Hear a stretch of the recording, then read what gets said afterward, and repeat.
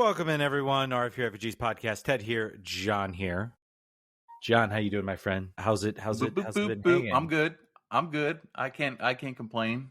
How about you, Ted? Yeah, normally at the time I try to be very positive. I was told, with radio, you do radio, you should be extremely positive. You should be happy. You should be excited, because if you're not excited, then, it sounds like boring radio. You shouldn't sound like, I believe one person referred to it, don't sound like your dog just died. Sound like happy and enthused. Is this a criticism of you specifically, or a general sort of philosophy that you read it? This is a philosophy for how you do talk radio, and how I was taught to do talk radio when I started out. DC United fandom sort of destroys the commonly held wisdom about what people are looking for when they're listening to podcasts or video. My teacher's clearly an idiot and hasn't watched DC United from 2020 to 2025, because oh boy, the hits just kind of keep on coming. How you doing, folks? Hope everybody's having a good day. How was your? I know you had an eventful week. We'll get to talk about that. I hope you had a restful, recovered. You were able to recover from the weekend.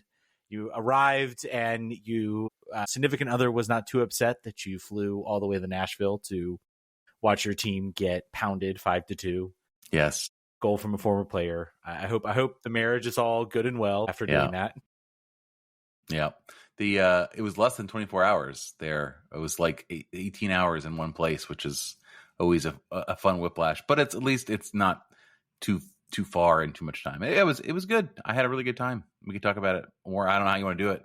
I could just go now. I can do it later. It's up to you. Yeah. Well, let's we'll get to that. I was asking if I hope you had a restful weekend. I didn't. I played baseball out in the 98-degree heat and almost died, and I had a fever rash. It was a mistake. How about you? What did you do? Hopefully nothing like that. No, you saw the Kickers, right? I saw the Kickers lose. So they are going through similar struggles about my team's just packing on the pain. And I was out in extreme heat refereeing soccer, which was a decision I made, but at least I get paid for it. You're back, baby. Yeah, did some. There was the National Girls Academy that was this weekend, so I got to go out, and I only was able to do a couple games, but got to do it with some really, really talented referees, and that was a lot of fun. That was a lot of fun. Referees from I refereed with one person from Massachusetts and the other from Colorado. And that referee from Colorado was complaining about the humidity, and I said I could say the same about the altitude. That's right. So they lost their natural advantage of being able to run for 1,000,000 miles, being used to playing on the moon. There's a lack of like the thin air. Like, did your lungs get better? I don't know. They don't make you handle humidity any better. Clearly, we're beating around the bush because we got to talk basically everything bad. It's the everything bad show. Everything bad every week. Everything bad with Ted and Jon. Yes, basically that's how it feels like with DC United. DC United. Let's we could talk about I don't think we talked about the 0-0 draw to Atlanta. We could talk about the 2-1 loss to the LA Galaxy. We might get into that a little bit. That all seems a little bit small potatoes compared to the U.S. Open Cup quarterfinal. DC United with a chance to make a semifinal, which would, I think, potentially we thought might be the last thing kind of holding on to the Saints job. And we're right. Well, we'll get into the reporting from Stephen Goff that might suggest otherwise. Well, the timing. Yeah, but DC United 5-2 loss in the Open Cup to Nashville. John, you were there, man. I have to I was watching at home. I feel very dead amongst these regular season games, because it just kind of feels like it doesn't. Yeah, they run into one another. Yeah, this game mattered though. This game was a chance at a trophy. I think there was some debates on whether it be like 2013, like a redemption arc. I think it started out great. What was it like in the stadium to be up 2-0 for that minute right before things started to collapse?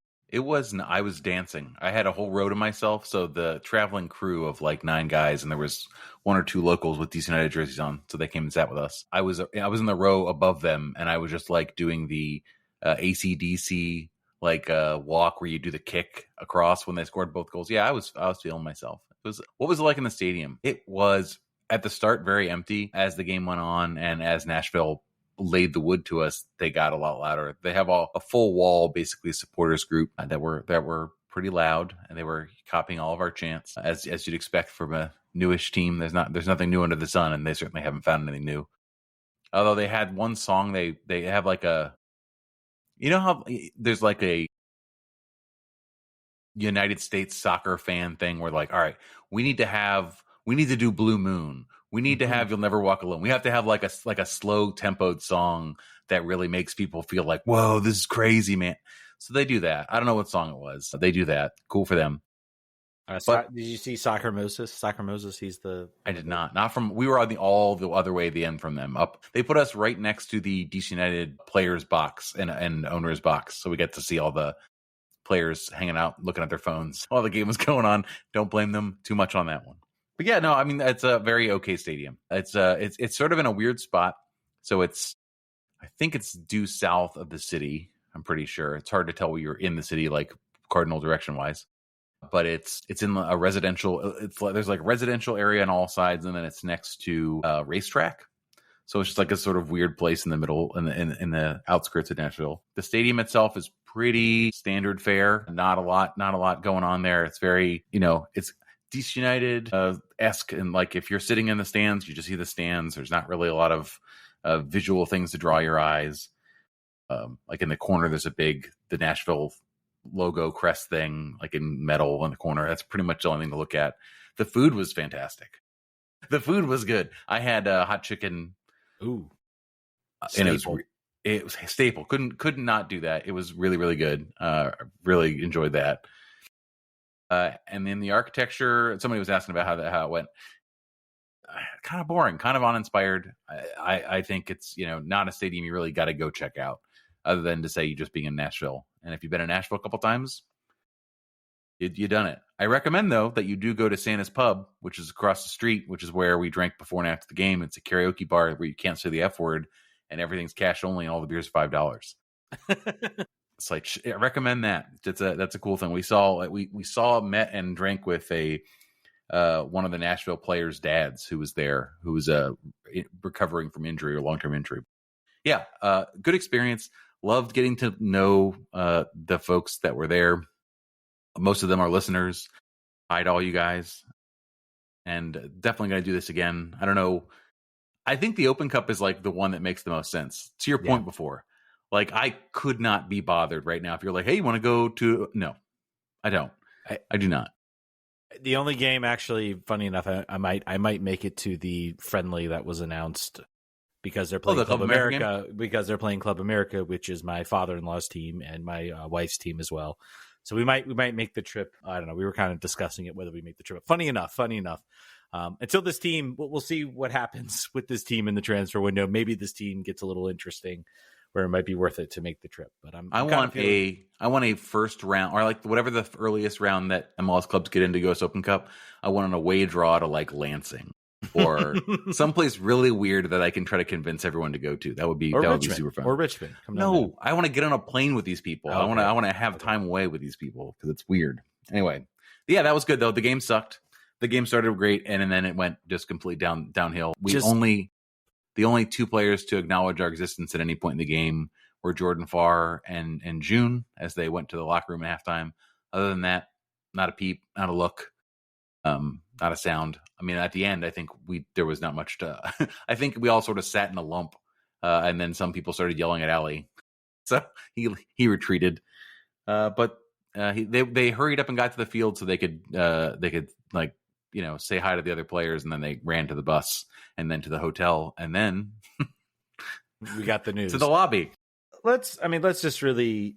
I do want to maybe break this game down a little bit. I mean, obviously started out great, Bronny, with a wonder strike. He's on a little bit of a tear now. He is 2 goals in 2 games. The annual end of season rip roar that will justify the people saying he's the number 10 to start every game. Yeah, he certainly can score goals. He certainly can take a shot. He can finish. He can do all those things. You just can't create. And that's sort of the biggest thing if you want to be a number 10 in this league. I mean, the game started out great. I was like, oh my gosh, we might actually pull off an upset here. We're up 2-0. The Benteke's sort of presence in this game, you can just look at when he's out there on the field. He was out there for the first 20 minutes of that game. He draws defenders and he leaves space for other players that can do things like Pirani just did. Just score the goal. Of course, there's an own goal for the second goal, but that's because he's right there and he makes the run. It's a good ball in. I believe that was from David Schnegg. I think, unfortunately, I think the team was maybe feeling themselves a little bit. And then Aaron Herrera makes probably the like dumbest play of the game, unfortunate play, however you want to define it. Hits the ball right off of Bartlett, falls right 2-1, and even then I was kind of like, oh crap, goodness. And it's been like if you could come up with like a microcosm for like what it feels like to be a DC United fan lately, like I feel like this game is like a perfect like encapsulation of that. It's like bright feeling, bright start, everything's great, and then just watching this team just kick themselves in the shins. It's almost a microcosm of Troy Lesesne's tenure, which has been just like, bright start. We're all feeling the camp counselor type vibes from him, positivity, everything, and then just watch it just kind of like either forced errors or just stuff that's just like completely out of their control, just completely just screw this team over and cause it to be in the situation it's in. To put it in perspective, we talk about like, other ownerships that are worse. We talk about Montreal. Montreal's at least made the playoffs. Like we have not even come close to sniffing that in since Wayne Rooney left in 2019. It feels like so long ago this team was even a playoff team worth talking about. And so this game kind of felt like that. Yeah, I looked at the first 60, 70 minutes. I think Joao Pedro said and I stand by it. And I think in this game, even in the LA game, he makes probably the only real like progressive positive pass that results in a goal. He continues to be a good to pretty good player, but there's just nothing else around them other than Benteke to really support that. I don't know. Any thoughts, I guess, from the game itself or the players? Anything you... Bummer that Nahar scored. That felt like that was going to happen. Great goal. He's the best. He's the best, and he's on $280,000, and I'll never stop being mad about that. I think we're surprised to not see Benteke be able to play more of a part in this game and be more impactful. Obviously, what are you going to do? But I don't know if that would have made the difference, certainly. The team just could not handle transition defense again, and also they weren't able to make after the first 45. They were not able to create the chances. They didn't look dangerous, and even obviously the goal that Pirani scored was not from sustained possession. There was a turnover, and he made quick work of it and took a shot that no one was expecting, and it went in. The second goal that was the own goal, that was more styled offense. That was more linking pass together, putting a dangerous ball in. They just couldn't, and this continued in the LA game, and we talk about that next. Just an inability to have dangerous players on the field. It's just it is what it is. Randall Leal looked for 15 minutes against the Galaxy. Against Nashville, he did nothing. But in the Galaxy game, that's another player besides Peglo, the only other player that you could put on the field. Like that guy could do stuff. He'll try things. I don't know. He can't last 90 minutes, obviously, and he can't start, and he's not the long-term solution. But you got to figure more guys like him would be good. Yeah, it really is a lack of, and when you see Peglo out there, you really notice a difference in DC's just overall movement. He's somebody who's going to check back in. He's going to try to create some sort of odd man opportunities, or really just try to like get maybe a defender to bite, and that might open up space for other players. And that's what we see. The biggest problem right now with DC when he's not out there on the field is there really isn't anyone else that has that ability to, and that's really what you talk about when you talk about with Pirani, and why, despite you might look at his stats and say, well, he's, a pretty good player. Apparently the team, I didn't put this in the rundown. Apparently the team, he might be on his way to Vasco. It seems like Vasco is basically like, well, do you want to extend him DC or do you want to give him to us? Basically is the process. So no one really wants to pay money for this guy. You kind of see why. I mean, if it really go watch him, his movement, he is not able to do the types of things that Peglo can do, that Leal can do, as far as just either making that type of incisive pass, really making that runner. I think he would be an okay, like, second forward, perhaps. Like, no physicality, too, by the way. Just a strong wind would knock him off the ball. Yeah, and he's just not going to do that. And it was evident in this game. He gets obviously a great goal. He can shoot a ball. We've seen that. He gets a great goal against the Galaxy, but that almost comes like, if he's the one playing that pass, it's a little different. But he's the one receiving that pass.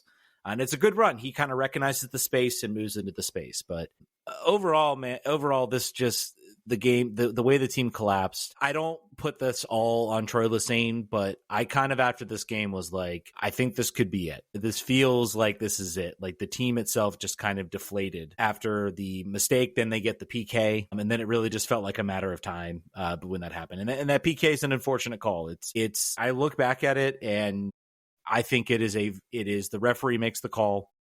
You can't sit there and say it doesn't go off his arm at some point. Is his arm in a bracing position? Is he making himself unnaturally bigger? It's debatable in my mind. VAR looks at it and they say, well, there isn't anything short of that ball just going directly off his chest and not hitting any part of his arm, and we can't discern any part of his arm that it hit.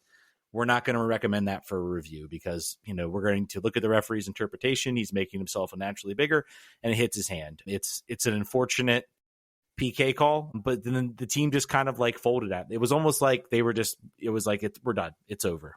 We're going to lose this game 3-2 or 5-2. And they just kind of collapsed down from there. So, yeah, nothing else really to say. Well, anything else you want to drop about this game? Anything?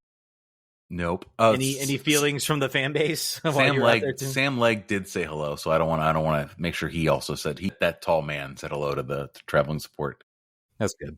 No, nothing else. I think we all we had optimism, and it went the way the season we had was like a brief moment, a glimpse of like, oh, this is the magical year. It's going to be exactly like last time, but alas, and there are consequences.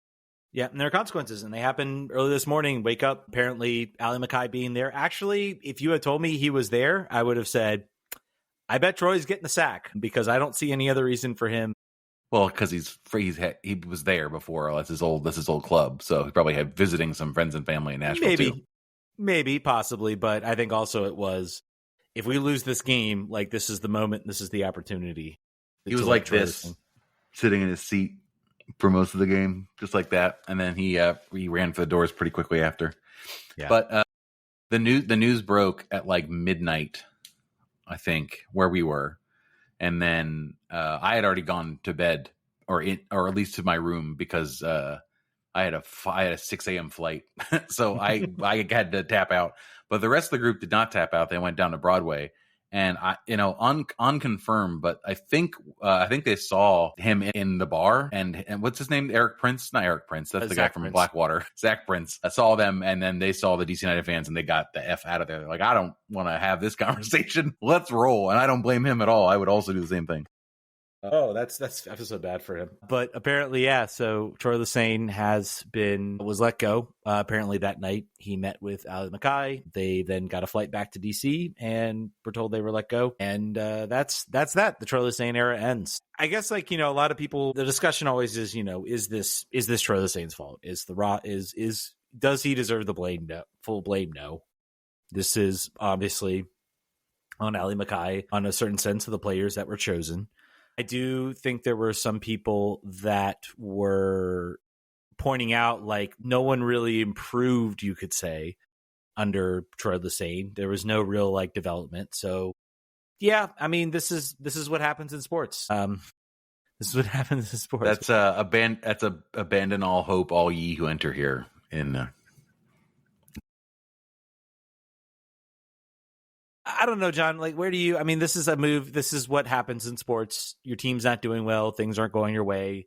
You're not going to step up and be like, "Never mind, we hired the wrong players. Let's get rid of them all." You're never going to convince me that a short stinted MLS coach, but mostly USL coach, is a coach that you cannot terminate. That the vision is so important that to the project that you can't replace him. That is the unfortunate truth about being a coach without a long-term track record. You are inherently replaceable. You're more replaceable than a coach with a track record of winning at the highest level. That's just the way that goes. Do I think this was down to him entirely? Certainly not entirely. I think we've been talking about for the weeks and months leading up to this, really, but weeks specifically. And we'll get into when we started talking about this. But we've been asked to break it down. What's the percentage? Whose fault is this? Is it the ownership's fault? Is it Allie's fault? Is it Troy's fault? And Troy would usually get the smallest amount, but Troy is the easiest widget to change. You can't get rid of the whole team. Selling a club has a whole bunch of factors that are nothing to do with the on-field performance. And if you were to fire the GM at this point before this window and didn't change the amount of money being able to be spent, then what's the difference there? There's really no difference to be made. You can have a bump with the same players with a new coach, changing the voice, changing the tactics, changing expectations, giving players a feeling that the house is on fire. So you better get out of the house or you better put the fire out. But just sitting there is not going to help. That's not a good pathway forward. So, I think it was time to go. I think that's a totally acceptable decision from Ali and ownership. I think it will be important to see what the next steps are. And we have some ideas of that, but we don't, we're still kind of waiting. We've got a pretty good, decent reporting on that. But yeah, I'm not going to lose any sleep over this. Some people are really upset, not because they like Troy, but just because they think it means like, oh, here we go again. And to some extent, here we go again, but not really all the way. I don't really feel that way. How do you feel, Ted? I guess it's not I agree with you. It's not a here we go again. There is still one person at the top. I have to give Ali Mackay some credit. He immediately stepped in Thursday, took questions from the media. How many times did we see when we saw Hernan Losada fired, when we saw even Ben Olsen let go, promoted up? We did not see, and I think this was a large criticism of why I think people didn't like Dave Casper, was because he never went out there and was like, and took questions from the media. Wasn't a lot of media there. It was Stephen Goff and a couple other people. But, I think to his credit, he went out, he took some questions, he gave his answer. The Washington Post with a pretty timely picture of a like out of focus Ali Mackay and an in focus Jason Levian. Yeah. Not sure what that's where, there's still really good photo editors and layout designers at the Washington Post. Oh man, I have the feeling that Stephen Goff was like, put this picture in, this is the picture you want to, maybe so. You want to convey what's going on here. But that was an interesting choice. I found it really, really interesting. But it's, I think Ali Mackay, you couldn't obviously talk about the new coaching that they're supposedly looking to bring in.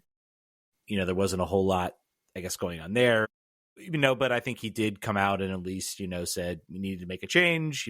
Results haven't been what we thought they were. Of course, he's going to be like the players I chose, I think, can still contribute, can still perform. We'll see. This is really, I guess now it's like, this is kind of, you look at a GM, I understand that, being a GM or sporting director of a soccer club is hard. Any level, Manchester United, Manchester City, Chelsea, top level club. There's no easy job being a sporting director. You have to go in, hire coaches, make decisions, hire players. There's no guarantee that a player is going to work out. Everybody, before the unfortunate passing of Jota, everybody's ready to crown, the Liverpool that they're going to be the repeat champions of the Premier League.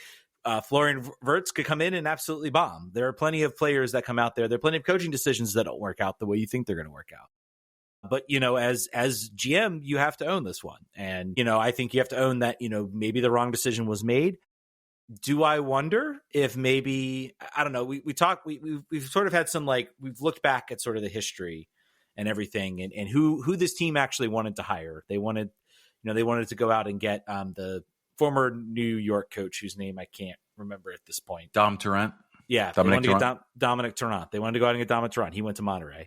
But they weren't willing to pay him. Now, according to Stephen Goff and some others, they're looking at Rennie Wheeler as the coach, and they are apparently going to pay him $1.85 to $2 million with some incentives. I believe is the figure I heard. So they're going out and splashing the cash. I don't know.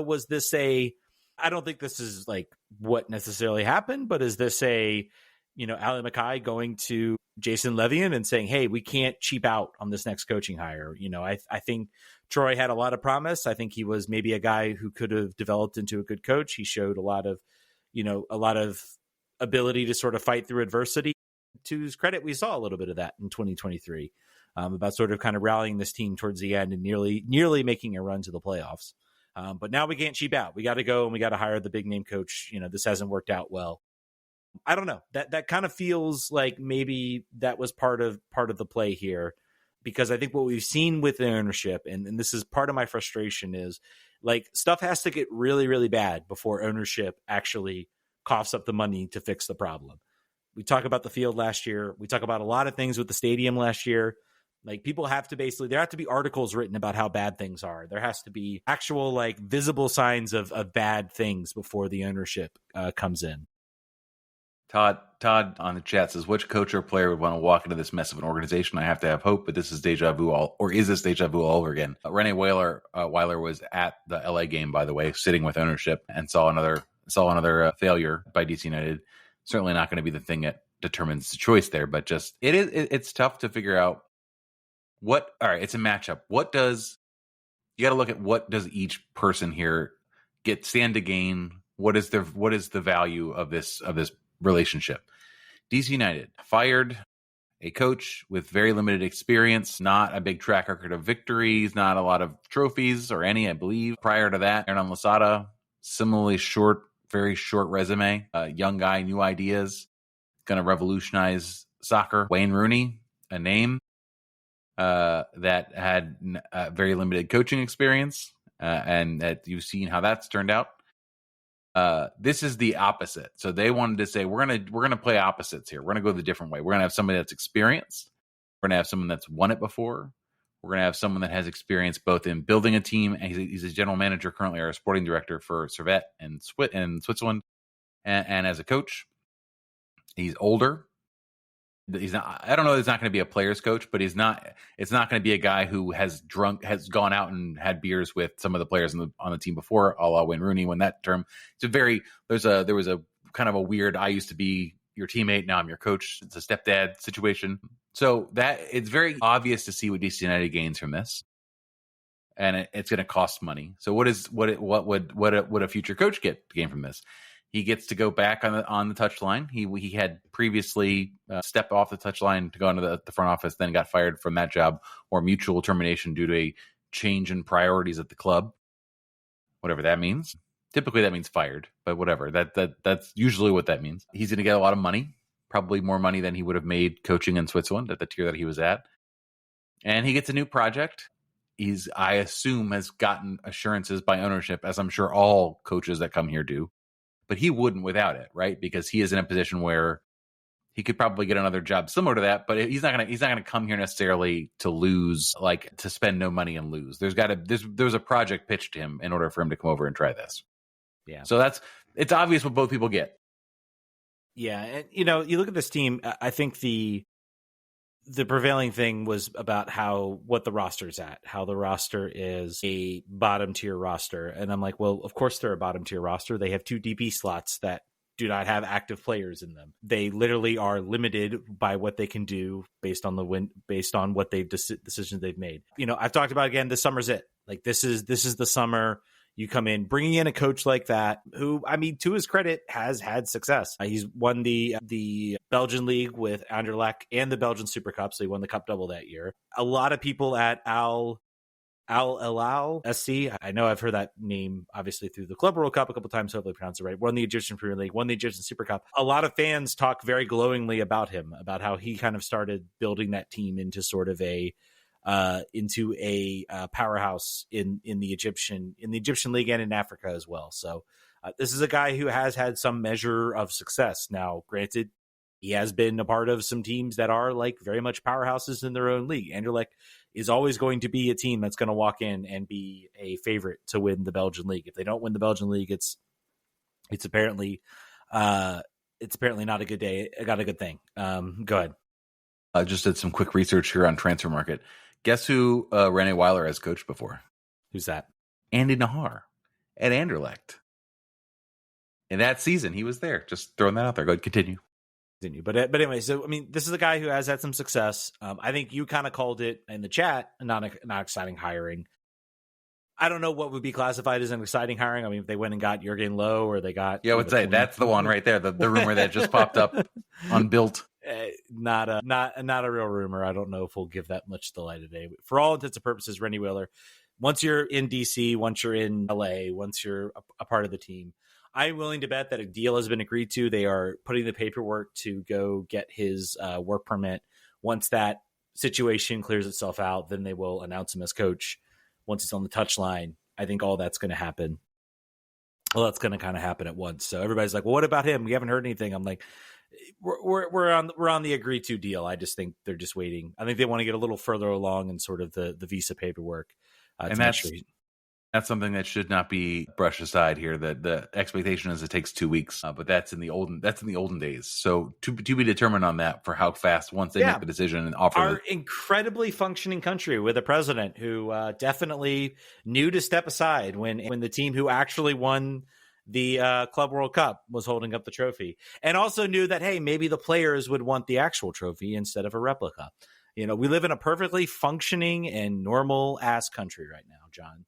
Perfectly functional. The FIFA president should be pretty. That he put him up to that. He's like, "Oh, go stand up there, do that." That's absolutely, Mr. President. They would want you there. And then you have Cole Palmer be like, "Are you going to leave? What's going on? Why are you still here? What's happening?" I genuinely, I don't know. He doesn't want to, he doesn't want to anger Trump right now. I think he's Cole Palmer didn't seem to care, nor did Reece James. So that's my boys. I would think they would care. I think they would care, but I don't think so. Well, other than not coming back, other than getting their visas banned when they come back. Yeah, I would. Yeah. Anyway. Totally sidetracked. So, again, I think this is all predicated on what this team does in the summer window. What do they bring in to improve this team? I think we've talked about some of the decisions on the roster. Do we like some of the players they've signed? Do we not like some of the players they've signed? Refer to previous episodes for all of these discussions. And I think right now this team definitely needs more. There's no question in my mind this team needs more. There has to be a summer signing, and signing a coach like this, even if it's not somebody who's super, like, it's not a huge draw. It is a coach that at least shows, you're serious. There are probably people in Europe who at least might be familiar with him rather than going to play for Troy Lesesne. Though apparently we were going to sign a former Red Bull player and was interested in coming back and playing for Troy Lesesne. And then Luquinhos, right? Luquinhos, yep. And then apparently now that is cool. Now that they've decided to fire, I don't know how much Luquinhos was good. I don't think he was super light on fire DP that you would want to miss out on. Do you think Troy lands on his feet in USL Championship? Oh yeah, I think he'll come to Richmond, buddy. People aren't really happy with the current status of our coach here in Richmond. This might be a brand new project for you to join. You will commute. You don't have to sell your house. You can just commute a long distance. You will get much less money than you would get with DC if you can believe that. So I'm seeing here in the chat that they said, "Well, John, you were right," and I wanna spend some time on that. Do we have the text of our early season, our daring predictions that we made in the first episode? Do you have the text on that? We do. Let's go through those. I saved it, so let's go through. So some of mine, I'm still admit I could pan out. Mm-hmm. So start with my prediction, John, before we get into yours. Let's do that. Yes, please. DC, I said DC will sign a DP number 10 within 2 weeks of the summer window opening. So we are 10 days away from the summer window opening. Supposedly they're looking at some players. We won't talk much about this next prediction. DC United will be no worse than -5 on their expected goals against and actual goals against this year. Nope, I think they might end up being worse. DC will enter decision day controlling their destiny to make the playoffs. Whoops. Still mathematically kind of possible, I think, if they win every game. Yeah, if they go out and do it. So we'll see what happens. Crazier things have happened in MLS. My wild prediction was Kim Jung-hong will be a finalist for MLS Young Player of the Year. Ooh. Big. That's why it's a wild prediction. It is a wild prediction. John has an injury crisis will hit again. This team will have 2 goalkeepers on the bench for a league game to make up numbers. Yes. That'd been in week 2 or 3, I believe. Yes. Benteke production faces a steep drop-off, finishing the year with 13 goals. What is he at? How are we looking? Is he like 6 or 7 right now? I don't know. Let's go look. I should have had this up. It's all right. Are you really got your trophy right I here. do. 6 goals so far in 2020. Looking good. Looking good. What else? What's the other one? The other one, Gavin Turner will get 300 league minutes due to injuries. That one's a no. That one's a no. But hey, we got to give credit to Gavin Turner. 1 goal, 1 assist. He did.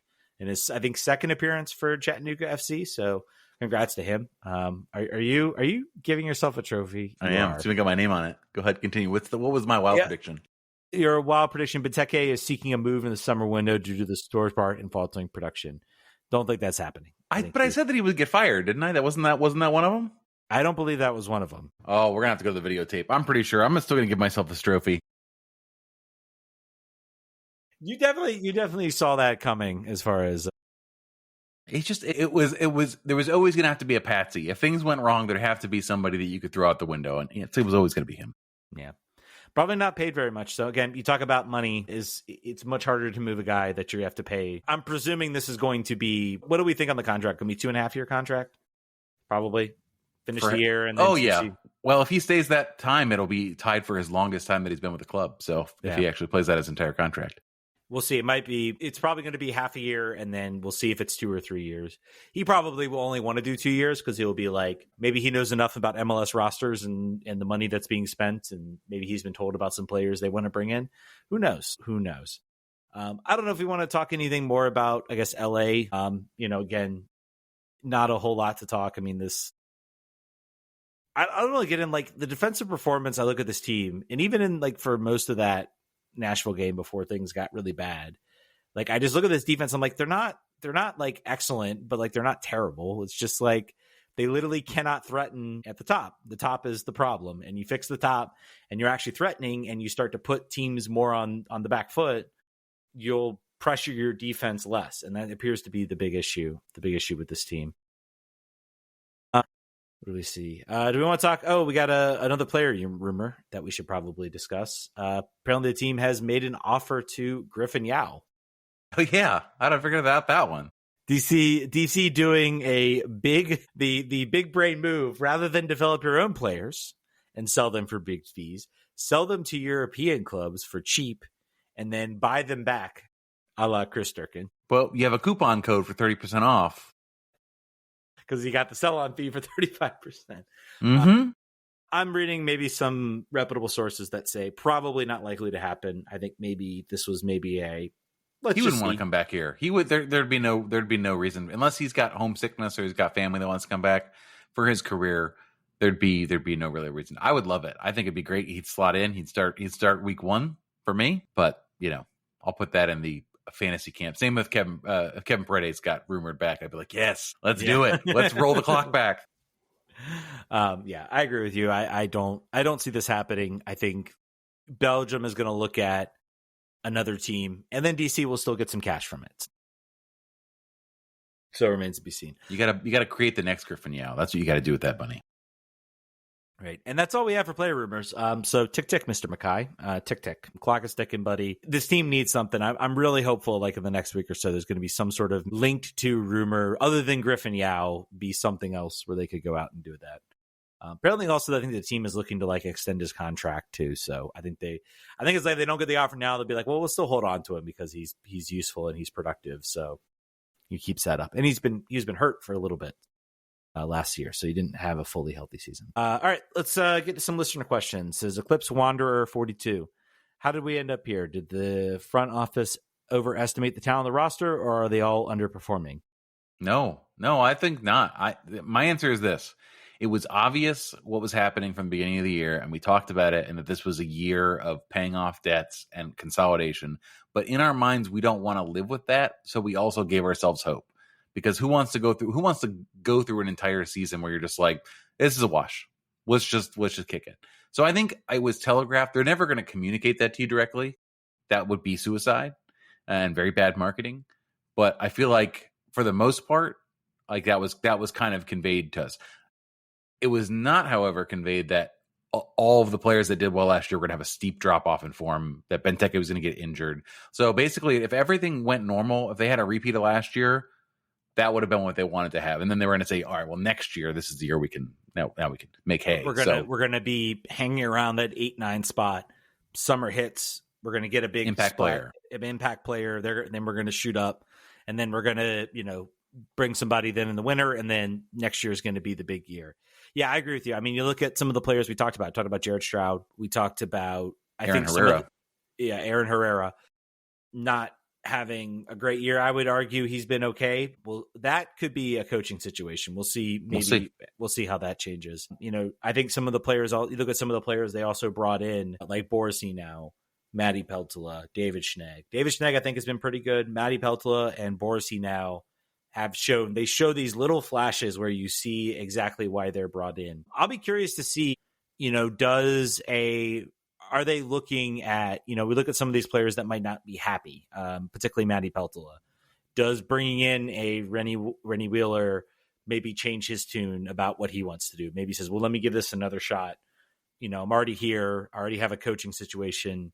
Maybe being with a more European style coach they'll recognize my talent and use me more effectively. Because it was very clear that Troy Lesesne did not trust Matty Peltola in several situations.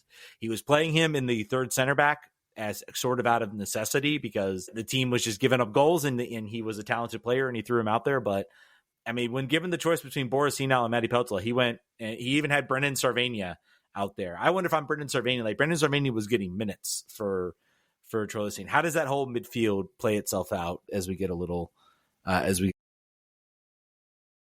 you know Servette has a lower market value for their players than DC United does? $22 million market value. DC United listed at $25 million. I was looking if there was any players he would want to poach, and there's only 3 players over $1 million of value. Doesn't mean that would be the determining factor, but there's not there's maybe he brings somebody, but they will not be DPs, I guess I would say. Let's go next. We have Sabatis. Blue Sky says a DCIU plays after we go to bed. Does it make a sound? I think we're done by the fact that we're not really talking about the LA game because there's really nothing new to really. I was up for the whole thing. I watched the whole thing.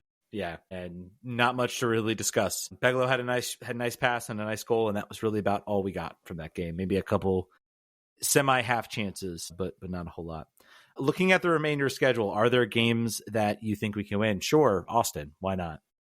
Traveling team on the West Coast. Maybe, honestly, Charlotte. Maybe Charlotte. Currently, that team is going to be without their star striker who's headed off to Derby County.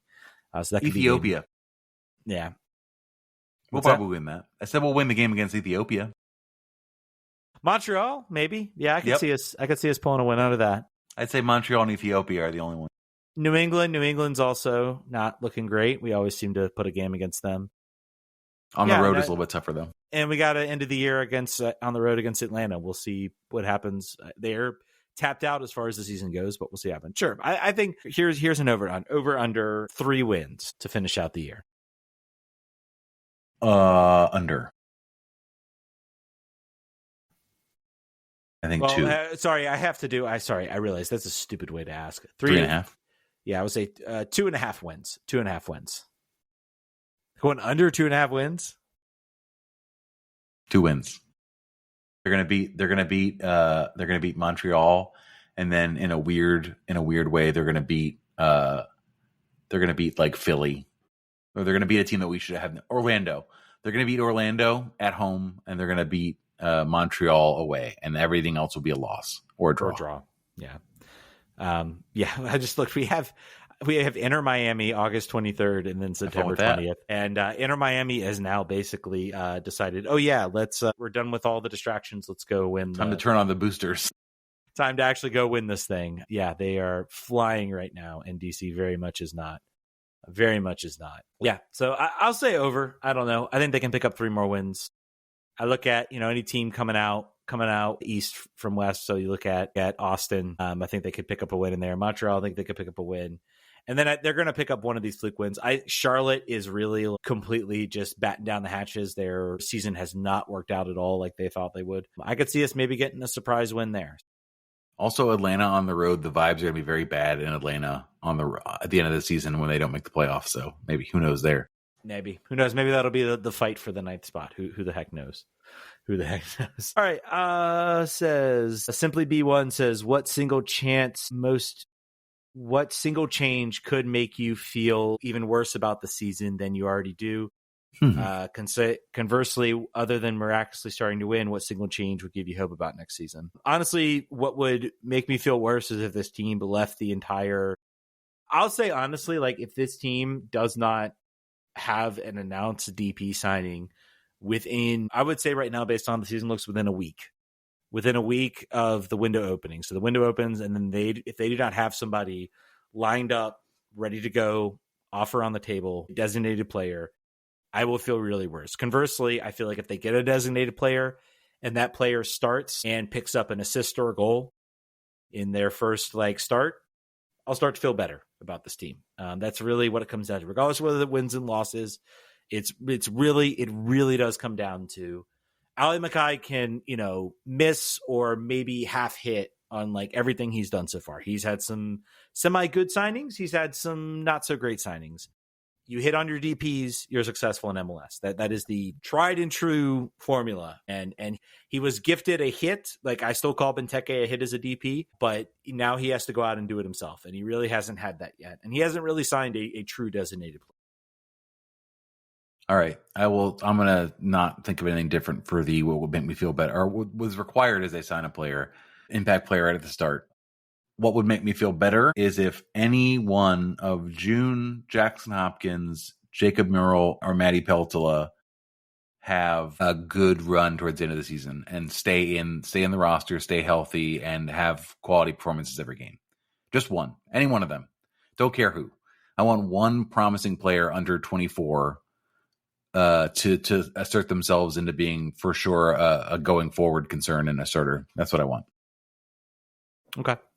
And the worst part would just be any of them getting injured, season-ending injury? No. Sure. Yeah. I was going to say, like, I would feel worse if this team doesn't have a DP yet, similar to what you were saying. And the only thing that would make me feel better is if one of those players, shook out.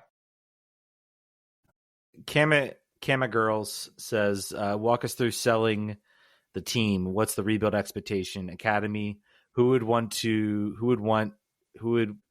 buy this team? Who would want to buy an MLS team? As far as if I don't think ownership is looking to sell, they've given no indication they're looking to that front. I think there's some terms in the contract they signed with the city that they can't sell the team for a certain time period, I believe. Like, there's something they had, I feel like, in their contract that sort of prevents them from they would do like what they did in Latin, where they remain a minority stakeholder or something, where they weren't supposed to sell, but they figured out a way to weasel out of it. Like, to your point though, they've not talked about it. I don't see that on the horizon. Who would I want to buy it? A person that doesn't exist, a benevolent billionaire that doesn't care about lighting money on fire, like Mackenzie Bezos or somebody that's just like, yeah, I got all this money and I'm gonna die one day and I don't need it, so let's just spend it on the soccer team. Yeah. And who would want, like, there's a lot of reasons you would want to buy this team. The value, it is the line goes up, folks. Yeah. Who would want to buy this? You have downside protection in Major League Sports like no other. Like, no matter what else happens, the fact that you have such cost controls, the fact that you don't have relegation, the fact that you can continue to grow the league and continue to reap hundreds of $1 millions in expansion fees says that, like, yeah, man, if I had the money, I'd do it. If I had the money, I'd do it. And then I would be just like Jason and be like, guys, I don't have the money. All I can spend is what I bring in. So I just don't have any extra money. So we're going to need to buy more hot dogs at the game. If you want a DP, you're going to have to figure it out. Mine Bitcoin in the basement. I don't know. We're going to have to figure something out because it's not coming from me. We got this question from DC7223. I want to drop it. Is Ali on the chopping block? I would say no. I would say he has a 3-year contract. We are in year 2 of that contract. If things don't go well, the team will just not renew that contract and they'll go grab somebody else if next season does not go well. But similar to Troy, if you did want to fire him, he is cheap, so you could write it off as a business expense if you really wanted to. And you're bringing a guy in with some front office experience. I don't know. Could be something interesting to watch. And that's what's taken so long. They're like, all right, in your contract it says $1.1 million. However, if in the event of the next year and a half you take on another job, you won't get paid anymore. You're gonna actually have 2 jobs for the same salary. And he's probably like, no, I don't want to do that. But yeah, this next question, I think, what are expectations for the rest of the season? Development, trying out new formations, make a push for the playoffs, or do they use the rest of the season as a preseason for next year? I think as long as they are still alive mathematically in the playoffs, you will see them push for the playoffs. If that changes, then yeah, I think you'll see, June will probably get some run out towards the end of the season just to try to see if you can build up his confidence. You might even see him make a start coming now. What are expectations? Expectations are sign a new player, get a big new player in, hope you can catch some fire, catch some lightning in a bottle as thunder rolls in to... I saw that. You can see the window over your shoulder. You see a flickering light over and over again. Hopefully I keep power. Yeah, I don't know. Do you have any expectations for the rest of the season? I was just thinking about that. Like, no, I don't. Like, I don't like nothing could make it better really, unless they just go on a major league-esque win streak to close out the season. There's not really like players that aren't getting opportunities that you want to have. Gavin Turner's gone, so like who else that you're not who else are you not seeing that you want to see more of? Christian Fletcher blew up his knee. Yeah. Gavin Turner's gone. Like everyone else gets minutes, so it's not like you're going to be auditioning players. You can try out new formations. All right, sure. I mean, I'm sure the new coach would have ideas. I mean, yeah, I guess go try to make it to the playoffs. There's not anything else that you can do. There's no playing the kids. There's no. It's just it's kind of a dead rubber. If they I don't know what the mathematical situation, but even like slightly before then, I just heard the boom of thunder through your microphone. And it made me lose my lightning and thunder. Just lost my mind. I don't know. It's bad news. I'm not excited for the rest of the season. There's nothing they can do to change that, unfortunately. Yeah, Zero I mean, expectations. it's unless there's, like you said, something changes. New coaches come in, maybe some players that were unhappy suddenly become happy with the direction and suddenly start to play better. It's there. Sometimes I always say, like, I think some players like just they play poorly because they're not happy and they're not enjoying where they are right now. It's like any job. If you're not happy, you're not going to do well at your job. And some people fight through it. Some people are able to kind of fight through that type of stuff. They're just extremely talented players, but a lot of times players aren't happy. They're gonna do that. So that would be like the change. Suddenly a coach comes in. Maybe there's a coach that really hits it off. You talk about a player like Jared Stroud. Maybe Jared Stroud regains some confidence. That guy's confidence is in like the freaking toilet right now. And I look at him. He's one I look at. I'm like, he's a player that played pretty well, and then suddenly it's just been like he just has zero confidence. Nothing's going right, and you hope maybe a change can do that. Or Yogi Lowe's going to come in and pick a team that will win us. That's not happening. It's not happening. We're not talking about that article. All right, folks. I think that's going to do it. We got about an hour show in. Thank you guys so much for listening, for watching this. You guys are why we do this, and I say that all the times, and this time I really mean it because it's true. It's true. I'm getting a lot more comments like, God, you guys are saints. Like, how do you find the will and the way to keep it? And it's getting, you're right. We are. We're very special to do this. When we put out that call for questions and people come with questions, people come with comments, people come with emails. Shoot, you know what? We had, and I feel so bad. We had a really long, a really long email. I feel bad. We should pull that up before I forget. I have it right now. Okay. That's from Carlton. I'm going to just read a clip from it. And this week, I'm in a bit of a confused state with all that's happened. I think the first thing I would like to ask you guys and anyone else for that matter is, do we see a day in the future where we will be looked at other than how we are? The long and short is no, we are not. I feel bad for Troy, and now that he's been sacked, I'm relieved for him. No, he doesn't have to continually try to find some contrived. Now he doesn't have to try to find some contrived answer that's obviously not what needs to be said. Yes, there were some things that he did tactically that I didn't agree with that undoubtedly led to the team being played essentially each week to each game. But I feel bad for Ali. I feel bad for Ali Mackay that this couldn't be what he signed up for. I was primarily listening to the show at some point, and the discussion of selling players and the thought that we would make a run at Paul Pogba with that money, primarily from the sale of Cudi Pietro. Well, ownership group, how did that work out for you? Insert Family Feud buzzer sound here, please. We don't do that. I'm sorry. Do not ask us to do sound effects. It will not happen. Unless you're a Patreon subscriber at a high tier, then we will figure it out. I'm convinced more than ever that we are, as a fan base, are an afterthought. We have Footy's version of Donald Sterling or Frank McCourt. Frank McCourt had a lot more money, and so did Donald Sterling. So no, that is not an analogy. Or the guy from Oakland, San Jose ownership, John Fisher, not him. At this point, I'll take a sovereign wealth fund or an eccentric owner. Anything has got to be better than this. No, it doesn't. I swear if I get another ad about this new lounge or friendly with a club from another country, I'm going to break another device. That I agree with. Yep. But that's pretty much it. So yeah, it can get worse, folks. It can get so much worse. It can get so much worse than this. This is like benign incompetence rather than like actively malevolent ownership. It can get so much worse. This sucks. So know that it sucks. I am not saying that it's good, but it can be so much worse than this. We're not so far removed from the previous Commanders owner. Yeah, to remember, look up the street.